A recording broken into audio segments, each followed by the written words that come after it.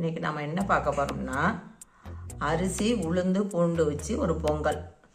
அந்த பொங்கலுக்கு தேவையான பொருட்கள் என்னென்னு பார்ப்போமா? 400 கிராம் பச்சரிசி,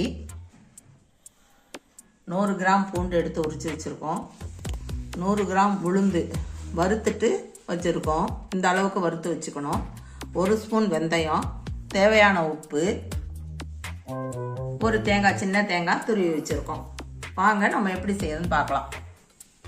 நாம் இந்த பொங்கல் குக்கரில் தான் வைக்க போகிறோம். அரிசி எடுத்துட்டு களைஞ்சிட்டு வந்துடும்.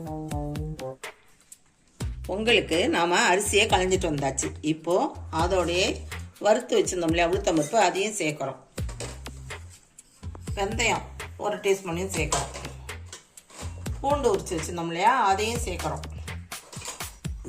இப்போ நம்ம பூண்டு சேர்த்தாச்சு. அடுத்தது தண்ணி 1க்கு 3 தண்ணி ஊற்றுறோம்.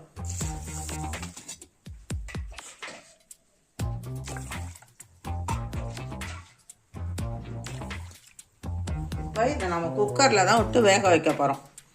தேவையான அளவு உப்பை இதில் சேர்க்குறோம். நம்ம குக்கரில் வைக்கிறோம்.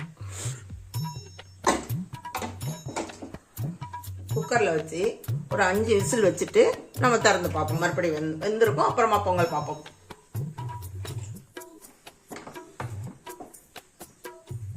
நம்ம குக்கரில் ஆவி வந்துட்டு வெயிட் போடுறோம். வெயிட் போட்டு ஒரு 5 சவுண்டு வைப்போம்.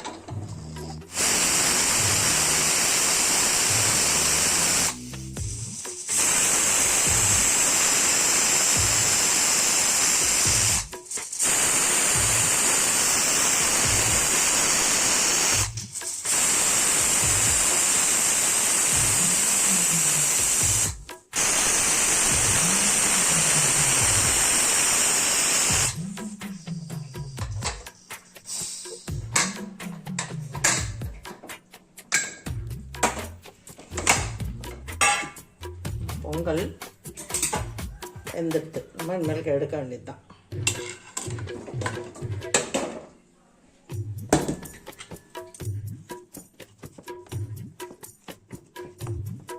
தாளிக்கிறதுக்கு தேவையில்லை, மிளகு இல்லை, நெய் சேர்றதில்லை. இந்த பொங்கலுக்கு இது உடம்புக்கு ரொம்ப நல்லது.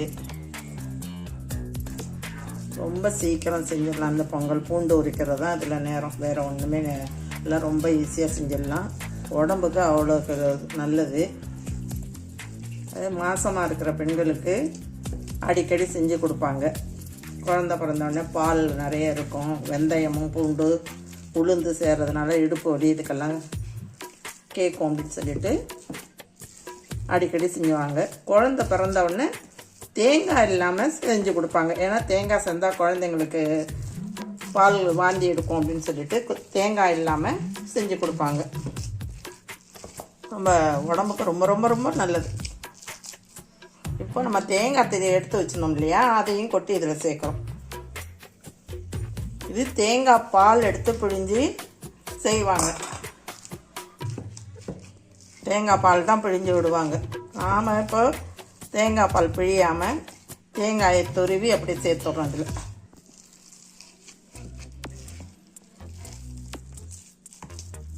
நம்ம வீட்டில் தேங்காய் பால் தான் இதில் சேர்ப்பாங்க.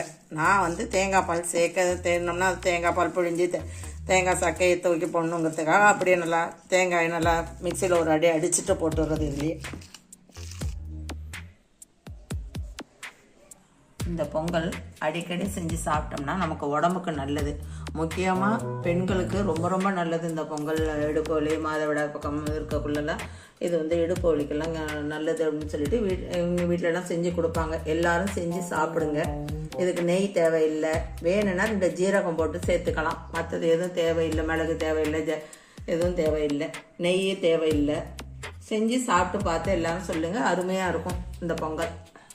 ஒரு தொகையிலோடு நம்ம சாப்பிட்டோம்னா ஊறுகாய் வச்சு சாப்பிடலாம், தொகையில் வச்சு சாப்பிடலாம், இல்லையா சாம்பார் வச்சும் சாப்பிடலாம். இதை கரைச்சி கஞ்சாவும் சாப்பிடலாம். அருமையாக இருக்கும். எல்லாரும் சாப்பிட்டு பார்த்துட்டு சொல்லுங்கள்.